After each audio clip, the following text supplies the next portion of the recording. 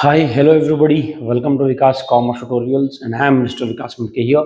ವಿದ್ಯಾರ್ಥಿಗಳ ಇವತ್ತಿನ ಸೆಷನ್ ಏನಪ್ಪಾ ಅಂದ್ರೆ second PUC business study 2 marks ನ ಇಂಪಾರ್ಟೆಂಟ್ ಕ್ವಶನ್ಸ್ ನಿಮ್ಮ ಮುಂದೆ ತಗೊಂಡ್ಬರ್ತಾ ಇದ್ದೀನಿ. ಪ್ರಿಪರೇಟರಿ ಎಕ್ಸಾಮ್ ಇನ್ನೇನು ಕೆಲವೇ ದಿನಗಳಲ್ಲಿ ಪ್ರಾರಂಭವಾಗ್ತಾ ಇದೆ. ಸೆಕೆಂಡ್ ಜನವರಿ ನಿಮ್ಮ ಪ್ರಿಪರೇಟರಿ ಎಕ್ಸಾಮ್ಸ್ ಅನ್ನ ನೀವು ಬರೆಯೋರಿದ್ದೀರಿ.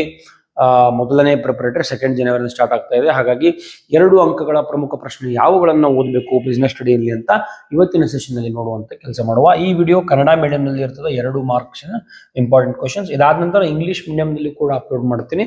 ಈಗ ಸದ್ಯಕ್ಕೆ 2 ಮಾರ್ಕ್ಸ್ ಇಂಪಾರ್ಟೆಂಟ್ ಕ್ವಶನ್ಸ್ ಕೂಡ ನಾನೀಗ ಇವತ್ತಿನ ಕ್ಲಾಸ್ ಅಲ್ಲಿ ಮಾಡ್ತೀನಿ. ಈಗ already 4 marks 8 marks important questions ಗಳನ್ನ ಅಪ್ಲೋಡ್ ಮಾಡಿದ್ದೀನಿ. ಮತ್ತೊಮ್ಮೆ ನಾನು ಬೇಕಾದ್ರೆ ಅಪ್ಲೋಡ್ ಮಾಡುವಂತ ಕೆಲಸ ಮಾಡ್ತೀನಿ. ಕಳೆದ ಒಂದು ವಾರದಿಂದ ನಾನು ಯಾವುದೇ ವಿಡಿಯೋ ಅಪ್ಲೋಡ್ ಮಾಡಿಲ್ಲ due to busy schedule. But I promise in ಮುಂದೆ ಎವ್ರಿಡೇ ವಿಡಿಯೋಗಳನ್ನ ಮಾಡ್ತಾ ಹೋಗ್ತೀನಿ. ಸೊ 2 ಮಾರ್ಕ್ಸ್ ನ ಇಂಪಾರ್ಟೆಂಟ್ ಕ್ವಶನ್ಗಳು ಯಾವ್ಯಾವು ಅನ್ನೋದನ್ನ ನಾವು ಇವತ್ತಿನ ಸೆಷನ್ ಅಲ್ಲಿ ನೋಡುವಂತ ಕೆಲಸವನ್ನ ಮಾಡುವ. So let us start our today's session. Welcome to Vikas commerce tutorials.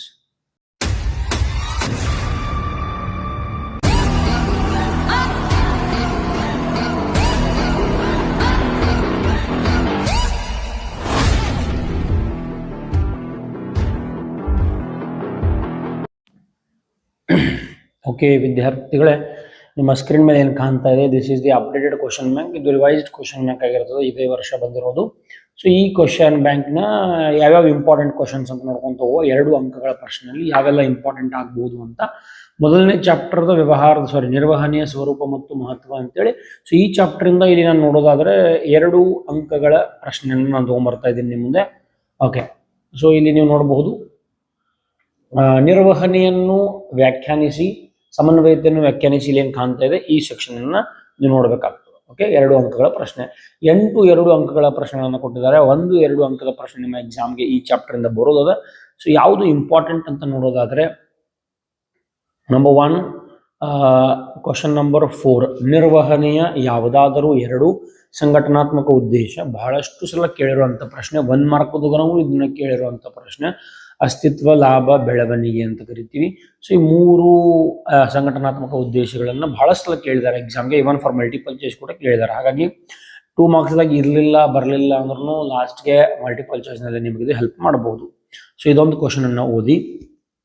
ಆಮೇಲೆ ಅದರ ಜೊತೆಗೆ ಸಮನ್ವಯತೆಯನ್ನು ವ್ಯಾಖ್ಯಾನಿಸಿ. ಇದು ಕೂಡ one of the important question number 2, ಸಮನ್ವಯತೆಯನ್ನು ವ್ಯಾಖ್ಯಾನಿಸಿ. ಇದು ಕೂಡ ಬಹಳಷ್ಟು ಸಲ ಬಂದಿರುವಂತಹ ಪ್ರಶ್ನೆ. ಅದು ಬಿಟ್ರೆ ಮತ್ತೆ ಯಾವುದು ಅಷ್ಟು ಇಂಪಾರ್ಟೆಂಟ್ ಅಂತ ಅನ್ಸೋದಿಲ್ಲ. ಹಾಗಾಗಿ ಸಮನ್ವಯತೆಯನ್ನು ವ್ಯಾಖ್ಯಾನಿಸಿ, ಆಮೇಲೆ ನಿರ್ವಹಣೆಯ ಸಂಘಟನಾತ್ಮಕ ಉದ್ದೇಶವನ್ನು ತಿಳಿಸಿ. ಈ 2 ಕ್ವಶನ್ಗಳನ್ನ ಈ ಚಾಪ್ಟರ್ ಇಂದ ಮಾಡ್ರಿ. ನೆಕ್ಸ್ಟ್ ಸೆಕೆಂಡ್ ಚಾಪ್ಟರ್ಗೆ ಬರ್ತೀವಿ, ನಿರ್ವಹಣೆಯ ತತ್ವಗಳು. ಸೊ ನಿರ್ವಹಣೆಯ ತತ್ವಗಳಿಂದ ಕೂಡ 2 ಅಂಕದ ಒಂದು ಪ್ರಶ್ನೆ ನಿಮ್ಮ ಎಕ್ಸಾಮ್ಗೆ ಬರುವುದಿಲ್ಲ. ಹಾಗಾಗಿ 2 ಅಂಕಗಳ ಪ್ರಶ್ನೆಗಳನ್ನ ನಾವು ಇಲ್ಲಿ ನೋಡಿದಾಗ ಯಾವೆಲ್ಲ ಇಂಪಾರ್ಟೆಂಟ್ ಅಂತ ನೋಡ್ಕೊಂತ ಹೋಗೋಣ. ಓಕೆ, ಇಲ್ಲಿ ನಿರ್ವಹಣೆಯ ತತ್ವಗಳ ಅರ್ಥ ನೀಡಿರಿ ಅಂತ ಇದು ನೋಡ್ರಿ. ಈ ಸೆಕ್ಷನ್ ಇಂದ 2 ಅಂಕಗಳ ಪ್ರಶ್ನೆ ಒಂದು ಬರ್ತದೆ. ಬಹಳಷ್ಟು ಸಲ ಎಕ್ಸಾಮ್ಗೆ ಕೇಳಿರೋ ಪ್ರಶ್ನೆ, 1 ಶ್ರೇಣೀಕೃತ ಸರಪಳಿ ಎಂದರೇನು, 6 ಅಂಕಗಳ ಪ್ರಶ್ನೆದಾಗಿರ್ತದೆ. ಶ್ರೇಣೀಕೃತ ಸರಪಳಿ ಎಂದರೇನು ಬಹಳಷ್ಟು ಸಲ ಕೇಳಿದ್ದಾರೆ. ಸೊ ಇದೊಂದು ಕ್ವಶನ್ ಅನ್ನ ಓದಿ. ಆಮೇಲೆ ಅದರ ಜೊತೆಗೆ ಏಕರೂಪ ನಿರ್ದೇಶನ ಮತ್ತು ಏಕರೂಪ ಆಜ್ಞೆಯ ನಡುವಿರುವ ವ್ಯತ್ಯಾಸಗಳು ಬಹಳಷ್ಟು ಸಲ ಎಕ್ಸಾಮ್ಗೆ ಬಂದಿರುವಂತಹ ಪ್ರಶ್ನೆ. ಏಕರೂಪ ನಿರ್ದೇಶನ ಮತ್ತು ಏಕರೂಪ ಆಜ್ಞೆ. ಓಕೆ, ಇದು ಬಹಳ ಸಲ ಎಕ್ಸಾಮ್ಗೆ ಬಂದದ. ಸೊ ಹಾಗಾಗಿ ಇದು ಕೂಡ one of the important question number 6 ಮತ್ತು ಕ್ವಶನ್ ನಂಬರ್ 8. ಅದು ಬಿಟ್ರೆ ಮಾನಸಿಕ ಕ್ರಾಂತಿ. Yes, this is also definitely one of the important question. ಈ 3 ಪ್ರಶ್ನೆಗಳನ್ನ ಬಹಳ ಪರ್ಫೆಕ್ಟ್ ಮಾಡಬೇಕು. ಮಾನಸಿಕ ಕ್ರಾಂತಿ, ಶ್ರೇಣೀಕೃತ ಸರಪಳಿ, ಏಕರೂಪ ಆಜ್ಞೆ ಮತ್ತು ಏಕರೂಪ ನಿರ್ದೇಶನ ಬಹಳಷ್ಟು ಎಕ್ಸಾಮ್ಗೆ ಬಂದಿರುವಂತ ಪ್ರಶ್ನೆಗಳಿವೆಲ್ಲ. ಇನ್ನು 3ನೇ ಅಧ್ಯಾಯಕ್ಕೆ ಶಿಫ್ಟ್ ಆಗ್ತೀನಿ ಡೈರೆಕ್ಟ್ಲಿ, ವ್ಯವಹಾರ ಪರಿಸರ. ಸೊ ಇಲ್ಲಿ ಕೂಡ 2 ಅಂಕದ ಒಂದು ಪ್ರಶ್ನೆ ನಿಮ್ಮ ಎಕ್ಸಾಮ್ಗೆ ಬರ್ತದ. ಇಲ್ಲಿ ಯಾವುದೇ 2 ಅಂಕಗಳ ಪ್ರಶ್ನೆ ಇಲ್ಲ, ಸಾರಿ. ಈ ಚಾಪ್ಟರ್ ಇಂದ 4 ಅಂಕದ 2 ಪ್ರಶ್ನೆಗಳವರು. ಹಾಗಾಗಿ ಯಾವುದೇ 2 ಅಂಕದ ಪ್ರಶ್ನೆ ಇಲ್ಲ. ಡೈರೆಕ್ಟ್ಲಿ ನಾವು 4ನೇ ಚಾಪ್ಟರ್ಗೆ ನೋಡೋಣ. ಯೋಜಿಸುವಿಕೆಯಿಂದ ಒಂದು ಕ್ವಶನ್ ಬರ್ತದೆ 2 ಮಾರ್ಕ್ಸ್ಗೆ. ಸೊ ಆ ಒಂದು ಕ್ವಶನ್ ಯಾವುದು ಇಂಪಾರ್ಟೆಂಟ್ ಆಗಬಹುದು ಅಂತ ನೋಡೋದಾದ್ರೆ, ಎಸ್, ಇಲ್ಲಿದೆ ನೋಡ್ರಿ. 9 ಕ್ವಶನ್ಗಳನ್ನ ಕೊಟ್ಟಿದ್ದಾರೆ ಅವರು. ನಿಮ್ಮ ಸ್ಕ್ರೀನ್ ಮೇಲೆ ಕಾಣ್ತಾ ಇದೆ. ನನಗನ್ಸೋದು ಮುಂಗಡ ಪತ್ರ ಎಂದರೇನು ಬಹಳಷ್ಟು ಸಲ ಬಂದಿರೋ ಪ್ರಶ್ನೆ, ಕ್ವಶನ್ ನಂಬರ್ 9. ಆಮೇಲೆ ಅದು ಬಿಟ್ರೆ ಈ ಯೋಜಿಸುವಿಕೆಯ ಮಿತಿಗಳು ಏನು ನಿಮಗೆ 4ನೇ ಕ್ವಶನ್ ಅಲ್ಲಿ ಕಾಣ್ತಾ ಇದೆ. ಇದು ಬಹಳಷ್ಟು ಸಲ 4 ಮಾರ್ಕ್ಸ್ಗೆ ಕೇಳಿರುವಂತ ಪ್ರಶ್ನೆ. 4 ಮಾರ್ಕ್ಸ್ದಾಗ ಅವರು ಕೇಳಲಿಲ್ಲ ಅಂದ್ರೆ 2 ಮಾರ್ಕ್ಸ್ ಕೇಳ್ಬೋದು, ಅಥವಾ 4 ಮಾರ್ಕ್ಸ್ ಕೇಳಿದ್ರು ನಿಮ್ಗೆ ಹೆಲ್ಪ್ ಮಾಡ್ತದೆ. ಹಾಗಾಗಿ ಯೂಸುವಿಕೆ ಮಿತಿಗಳನ್ನ ಕಂಪಲ್ಸರಿ ಓದಲೇಬೇಕು. 4 ಮಾರ್ಕ್ಸ್ದಾಗೂ ನಾನು ಇದನ್ನ ಇಂಪಾರ್ಟೆಂಟ್ ಅಂತ ಆಲ್ರೆಡಿ ಹೇಳಿದ್ದೀನಿ. ಸೊ ಯೋಸುವಿಕೆ ಮಿತಿಗಳನ್ನ ತಿಳಿಸಿ ಇದೊಂದು ಕ್ವಶನ್ ಓದ್ರಿ. ಮುಂಗಡ ಪತ್ರ ಎಂದರೇನು ಅಂತೇಳಿ ಇದು ಕೂಡ one of the important question ಆಗಿರ್ತದೆ. ಓಕೆ, ಸೊ 2 ಇಂಪಾರ್ಟೆಂಟ್ ಕ್ವಶನ್ಗಳನ್ನು ನೀವು ಓದಬೇಕಾಗ್ತದೆ. ಅದು ಬಿಟ್ಟರೆ ಮತ್ತೆ ಯಾವುದು ಇಂಪಾರ್ಟೆಂಟ್ ಅನ್ನಿಸ್ತಾ ಇಲ್ಲ. Next question number chapter number 5 ಸಂಘಟಿಸುವಿಕೆಯಿಂದ 2 ಅಂಕದ ಪ್ರಶ್ನೆಗಳನ್ನು ನೋಡೋದಾದರೆ, ಸಂಘಟಿಸುವಿಕೆಯನ್ನು ವ್ಯಾಖ್ಯಾನಿಸಿ. ಬಹಳಷ್ಟು ಸಲ ನಿಮ್ಮ ಎಕ್ಸಾಮ್ಗೆ ಬಂದಿರುವಂತಹ ಪ್ರಶ್ನೆ ಇದು. ಕ್ವಶನ್ ನಂಬರ್ 1 ಸಂಘಟಿಸುವಿಕೆಯನ್ನು ವ್ಯಾಖ್ಯಾನಿಸಿ ಬಹಳ ಸಲ ಬಂದಿದೆ. ವ್ಯಾಖ್ಯಾನ ಅಂದಾಗ ನೋಡ್ರಿ ವಿದ್ಯಾರ್ಥಿಗಳೇ, ಆ ವ್ಯಾಖ್ಯಾನವನ್ನ ನೀಡಿದವರು ಯಾರು ಅಂತೇಳಿ ಅವರ ಹೆಸರನ್ನ ಕೂಡ ನೀವು ಬರಿಬೇಕು. ಆ ವ್ಯಕ್ತಿಯ ಹೆಸರನ್ನ ಬರಿಬೇಕು, ಯಾರು ಕೊಟ್ರಪ್ಪ ಈ ವ್ಯಾಖ್ಯಾನ ಅಂತೇಳಿ. ಅದಾದ ನಂತರ ಮತ್ತೆ ಯಾವುದು ಅಷ್ಟು ಇಂಪಾರ್ಟೆಂಟ್ ಅನಿಸ್ತಾ ಇಲ್ಲ. ಔಪಚಾರಿಕ ಸಂಘಟನೆ ಬಹಳಷ್ಟು ಏನು ಕೇಳಿಲ್ಲ. ಸಂಘಟಿಸುವಿಕೆಯ ಪ್ರಕ್ರಿಯೆ 2 ಹಂತಗಳು ಅಂತ ಬರೆದಿದ್ದಾರೆ. ಅದಕ್ಕಿಂತನೂ ನೀವು ಯಾವುದನ್ನ ಆಯ್ಕೆ ಮಾಡ್ಕೊಡಪ್ಪ ಅಂದ್ರೆ ಕ್ವಶನ್ ನಂಬರ್ 10, ಆಮೇಲೆ ಕ್ವಶನ್ ನಂಬರ್ 8 ಇದನ್ನು ಕೂಡ ಬಹಳ ಈಗ ಕೇಳ್ತಾ ಇದ್ದಾರೆ, ಕೇಳುವಂಥ ಸಾಧ್ಯತೆ ಹೆಚ್ಚದ. ಕಾರ್ಯಾತ್ಮಕ ರಚನೆ ಮತ್ತು ವಿಭಾಗೀಯ ರಚನೆಯ 2 ವ್ಯತ್ಯಾಸ. ಯಾಕಂದ್ರೆ 4 ಮಾರ್ಕ್ಸ್ದಾಗೂ ಬಹಳ ಡೌಟ್ ಇದನ್ನ ಕೇಳೋದು. ಹಾಗಾಗಿ ಮತ್ತೆ ಅಲ್ಲಿ 4 ಮಾರ್ಕ್ಸ್ದಾಗ ಇದನ್ನ ಕೇಳಲ್ಲ ಅಂದಮೇಲೆ ಇದು ಕಾನ್ಸೆಪ್ಟ್ ಕೂಡ ಅದ ನಿಮ್ಮ ಸಿಲೆಬಸ್ಗೆ. ಹಾಗಾದ್ರೆ ಮತ್ತೆ ಇದನ್ನ ಎಲ್ಲೂ ಕೇಳಿದ್ರೆ ಇದರ ಇಂಪಾರ್ಟೆನ್ಸ್ ಕಡಿಮೆ ಆಗ್ತದೆ. ಹಾಗಾಗಿ ಮೋಸ್ಟ್ ಪ್ರೊಬೆಬ್ಲಿ 2 ಮಾರ್ಕ್ಸ್ಗೆ ಇದನ್ನು ಕೇಳೋ ಸಾಧ್ಯತೆ ಇರ್ತದೆ. ಕಾರ್ಯಾತ್ಮಕ ರಚನೆ ಅಂದರೇನು, ವಿಭಾಗೀಯ ರಚನೆ, ಅದರ ನಡುವೆ 2 ವ್ಯತ್ಯಾಸಗಳನ್ನ ಬರಬೇಕು. ಮೀನಿಂಗ್ ಬರಬೇಕು, ಒಂದು ಪಾಯಿಂಟ್ ಅಲ್ಲೇ ಒಂದು ವ್ಯತ್ಯಾಸಕ್ಕೆ ಬರ್ತದೆ. ಅದೇ ರೀತಿ ಕ್ವಶನ್ ನಂಬರ್ 10 ಔಪಚಾರಿಕ ಮತ್ತು ಅನೌಪಚಾರಿಕ ಸಂಘಟನೆ ನಡುವಿನ 2 ವ್ಯತ್ಯಾಸ. ಈ 2 ಕ್ವಶನ್. ಆಮೇಲೆ ಸಂಘಟಿಸುವಿಕೆಯನ್ನು ವ್ಯಾಖ್ಯಾನಿಸಿ. ಸಂಘಟಿಸುವ ವ್ಯಾಖ್ಯಾನಿಸ ಬಹಳ ಸಲ ಬಂದದ. ಇಲ್ಲಿ ಮತ್ತೊಂದು ಪ್ರಶ್ನೆ ಕಾಣ್ತಾ ಇದೆ, ಕ್ವಶನ್ ನಂಬರ್ 7 ಪ್ರತಿನಿಯೋಜನೆಯ ಮೂಲಾಂಶಗಳು. ಅಧಿಕಾರ, ಜವಾಬ್ದಾರಿ ಮತ್ತು ಉತ್ತರದಾಯಿತ್ವ, ಈ 3 ಮೂಲಾಂಶಗಳಿದಾವು. ಯಾವುದಾದ್ರು 2 ಕೇಳ್ತಾ ಇದ್ದಾರೆ. 2 ಮಾರ್ಕ್ಸ್ ಬರಲಿಲ್ಲ ಅಂದ್ರೂ ಅಟ್ಲೀಸ್ಟ್ 1 ಮಾರ್ಕ್ಸ್ ಮಲ್ಟಿಪಲ್ ಚಾಯ್ಸ್ ಆ ಕಡೆ ಬರಬಹುದು. ಹಾಗಾಗಿ ಇದನ್ನು ಕೂಡ ಪರ್ಫೆಕ್ಟ್ ಮಾಡ್ಕೊಂಡ್ಬಿಡ್ರಿ. ಪ್ರತಿನಿಯೋಜನೆಯ 2 ಅಂಶ ಬರೀ ತಿಳಿಸ್ಬೇಕು, ಏನು ಎಕ್ಸ್ಪ್ಲನೇಷನ್ ಇಲ್ಲ. ಅಧಿಕಾರ, ಜವಾಬ್ದಾರಿ ಮತ್ತು ಉತ್ತರದಾಯಿತ್ವ. ಸೊ ಇದು ಕ್ವಶನ್ಗಳನ್ನು ಓದಿ. ಸೊ ಈ 4 ಕ್ವಶನ್ಗಳನ್ನು ಈ ಚಾಪ್ಟರ್ನ ನೀವು ಇಂಪಾರ್ಟೆಂಟ್ ಅಂತ ಓದ್ರಿ. ಅದಾದ ನಂತರ ಸಿಬ್ಬಂದಿ ನಿರ್ವಹಣೆ. ಎಸ್, ವೆರಿ ಇಂಪಾರ್ಟೆಂಟ್ ಚಾಪ್ಟರ್ ಇದು. ಬಿಕಾಸ್ 8 ಮಾರ್ಕ್ಸ್ನೂ ಅದ, ಇಲ್ಲಿ 4 ಮಾರ್ಕ್ಸ್ನೂ ಅದ. ಅದೇ ರೀತಿ 2 ಮಾರ್ಕ್ಸ್ ಪ್ರಶ್ನೆಯೂ ಕೂಡ ಇದು ನಮಗೆ ಕಾಣ್ತದ. ಮೊದಲನೇ ಇಂಪಾರ್ಟೆಂಟ್ ಪ್ರಶ್ನೆನ ಯಾವುದಪ್ಪ ಅಂದ್ರೆ ಕ್ವಶನ್ ನಂಬರ್ 1 ಸಿಬ್ಬಂದಿ ನಿರ್ವಹಣೆ ಎಂದರೇನು. ಬಹಳಷ್ಟು ಸಲ ಕೇಳಿರುವಂತಹ ಪ್ರಶ್ನೆ ಇದು. ಹಾಗಾಗಿ ಇದನ್ನು ಕೂಡ ಬಹಳ ಪರ್ಫೆಕ್ಟ್ ಆಗಿ ನೀವು ಓದಬೇಕು. ಕ್ವಶನ್ ನಂಬರ್ 5 ಅಭಿಶಿಕ್ಷಣ ಎಂದರೇನು. ಸಿಬ್ಬಂದಿ ನಿರ್ವಹಣೆಯಲ್ಲಿ ಅಭಿಶಿಕ್ಷಣ ಎಂದರೇನು ಅಂತ ಕರಿತೀವಿ. ಇತರ ಆಯ್ಕೆಯಾದಂತಹ ಒಬ್ಬ ವ್ಯಕ್ತಿಯನ್ನ ಇತರ ವ್ಯಕ್ತಿಗಳಿಗೆ ನಾವು ಪರಿಚಯಿಸೋದಕ್ಕೆ ಅಭಿಶಿಕ್ಷಣ ಅಂತ ಕೂಡ ಕರಿತೀವಿ. ಅದಾದ ನಂತರ ಪ್ರಶಿಕ್ಷಣಾರ್ಥಿ, not that important. Question number 1 ಸಿಬ್ಬಂದಿ ನಿರ್ವಹಣೆ ಎಂದರೇನು, ಅದೊಂದು ನೋಡ್ರಿ. ಕ್ವಶನ್ ನಂಬರ್ 5 ಸಿಬ್ಬಂದಿ ನಿರ್ವಹಣೆ ಪ್ರಕ್ರಿಯೆಯಲ್ಲಿ ಅಭಿಶಿಕ್ಷಣ ಎಂದರೆ ಏನು. ಸೊ 2 ಓದ್ರಿ. ಅದು ಬಿಟ್ರೆ ನಾಟ್ ದ್ಯಾಟ್ ಯಾವುದು ಅಷ್ಟು ಇಂಪಾರ್ಟೆಂಟ್ ಅನಿಸೋದಿಲ್ಲ. ಒಂದೊಂದ್ಸಲ 4 ಮಾರ್ಕ್ಸ್ 8 ಮಾರ್ಕ್ಸ್ ಓದಿರ್ತೀರಿ, ಅವೇ ಕ್ವಶನ್ಸ್ 2 ಮಾರ್ಕ್ಸ್ಗೆ ಬರುವಂತ ರಿಪೀಟ್ ಆಗುವಂತ ಸಾಧ್ಯತೆ ಇರ್ತದೆ.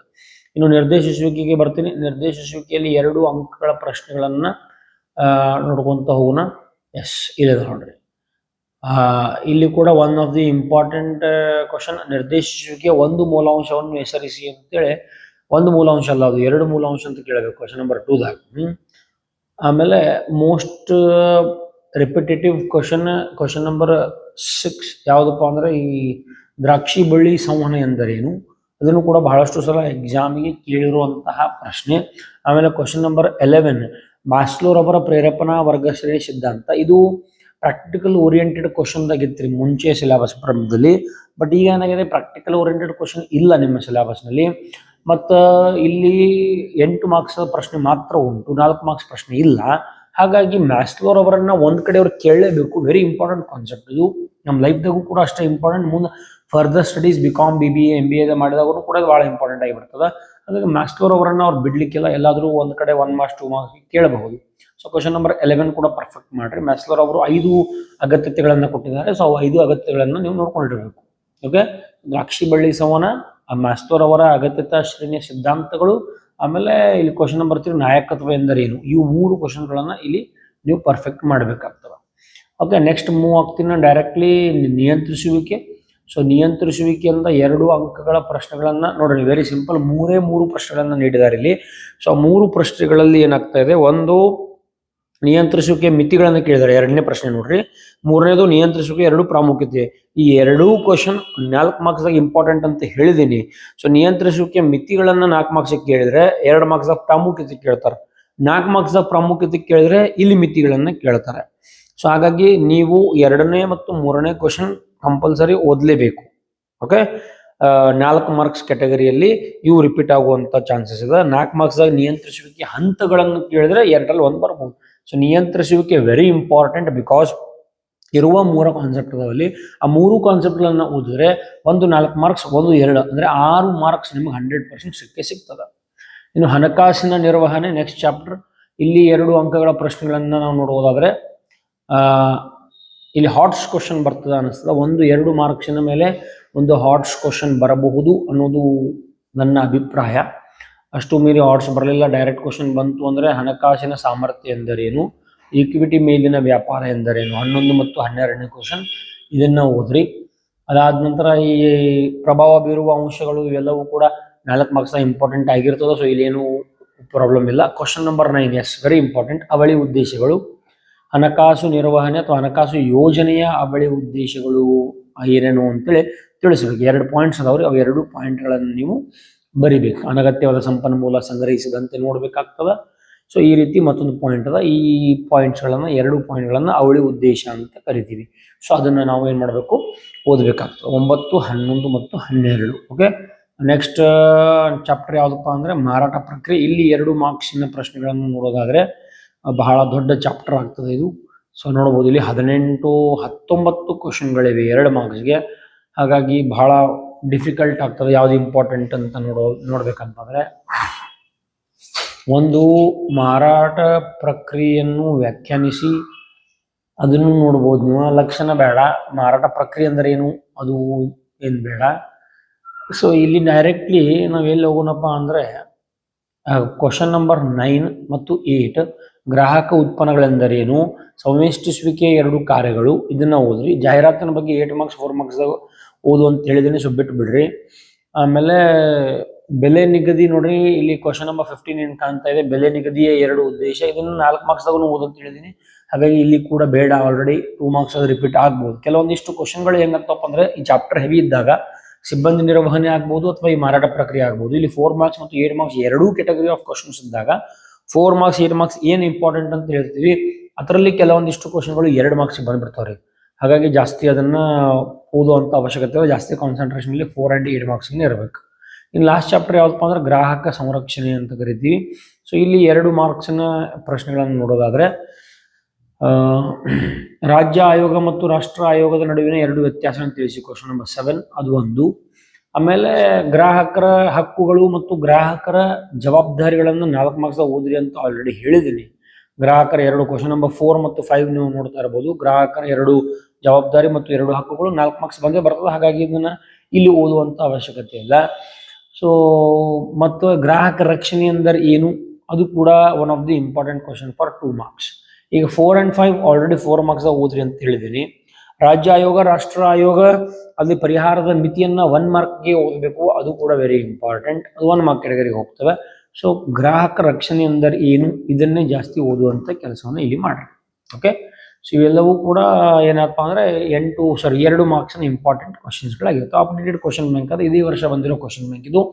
ಈ ಕ್ವಶನ್ ಬ್ಯಾಂಕ್ ಅನ್ನು ಕೂಡ ನಾವು ನಮ್ಮ ವಾಟ್ಸ್ಆಪ್ ಗ್ರೂಪ್ ಟೆಲಿಗ್ರಾಮ್ ಗ್ರೂಪ್ ಅಲ್ಲಿ ಕಳಿಸಿರ್ತೀನಿ. ಯಾರು ಜಾಯ್ನ್ ಆಗಿಲ್ಲ ಜಾಯ್ನ್ ಆಗ್ರಿ. ಮತ್ತೊಮ್ಮೆ ಜಾಯ್ನ್ ಆದ ನಂತರ ನಿಮ್ಗೆ ಮತ್ತೊಮ್ಮೆ ಅದು ಬೇಕಾಗಿತ್ತು ಅಂದ್ರೆ ನೀವು ಮೆಸೇಜ್ ಆಗ್ರಿ, ನಾನು ಕಳಿಸ್ತೀನಿ. ಸೊ ನೆಕ್ಸ್ಟ್ ಕ್ಲಾಸ್ನಲ್ಲಿ ಏನು ಮಾಡ್ತೀನಪ್ಪ ಅಂದ್ರೆ ಅಕೌಂಟೆನ್ಸಿ, ಡಿಸಲ್ಯೂಷನ್ ಮತ್ತು ಶೇರ್ ಕ್ಯಾಪಿಟಲ್, ಆಮೇಲೆ ಅಡ್ಮಿಷನ್ ರಿಟೈರ್ಮೆಂಟ್ ಪ್ರಾಬ್ಲಮ್ ಸಾಲ್ವ್ ಮಾಡಬೇಕು. ಬಹಳಷ್ಟು ಜನ ಕೇಳ್ತಾ ಇದ್ರಿ 12 ಮಾರ್ಕ್ಸ್ ಪ್ರಾಬ್ಲಮ್ಗಳನ್ನು ಸಾಲ್ವ್ ಮಾಡಿ ಸರ್ ಅಂತೇಳಿ. 100% ಮಾಡ್ತೀನಿ ಮುಂದಿನ ದಿನಗಳಲ್ಲಿ. ಅದೇ ರೀತಿ ಎಕನಾಮಿಕ್ಸ್ ಅನ್ನು ಕೂಡ ಆದಷ್ಟು ಸಾಧ್ಯವಾದಷ್ಟು ಬೇಗನೆ ನಿಮ್ಮ ಮುಂದೆ ತಗೊಂಡ್ಬರುವಂತ ಕೆಲಸ ಮಾಡ್ತೀನಿ. So that's it in today's class. 2 marks important questions. All the best, ಚೆನ್ನಾಗಿ ಓದಿ. Thank you for watching Vikas commerce tutorials.